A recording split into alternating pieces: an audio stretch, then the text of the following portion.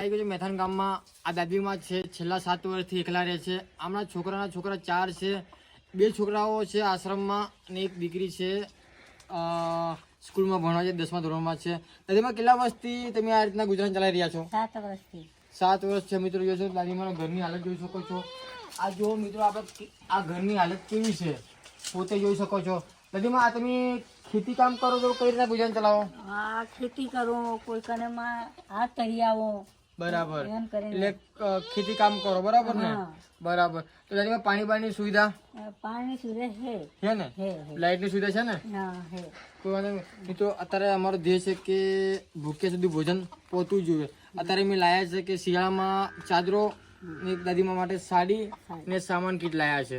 જય માતાજી. તો તમે જોઈ શકો છો દાદીમાનો ઘરની હાલત છે, જો કેવી હાલત છે. દાદીમાનો આગળ પાછળ કોઈ છે નહીં. આવી હાલતમાં દાદીમા રહે છે. જો મિત્રો જોઈ શકો છો અંધારું છે ઘરમાં. આ દાદીમા છે.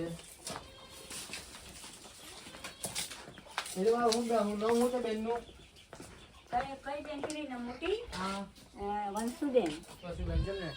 ઓકે જય માતાજી. મિત્રો જોઈ શકો હાલત દાદીમાની કેવી કન્ડિશન રહે છે. દાદીમાં કોઈ ખબર લેતું નહીં તમારી? કોણ ખબર લે? આ જમાનામાં તો બેઠા બેઠા ખાય તો આપણે લો એમને કે કોઈ ખબર લેતા નહીં. ના. પણ હું તમારો દીકરો રાકેશભાઈ આવી ગયો છું. કોઈ ચિંતાનો વિષય છે નહીં.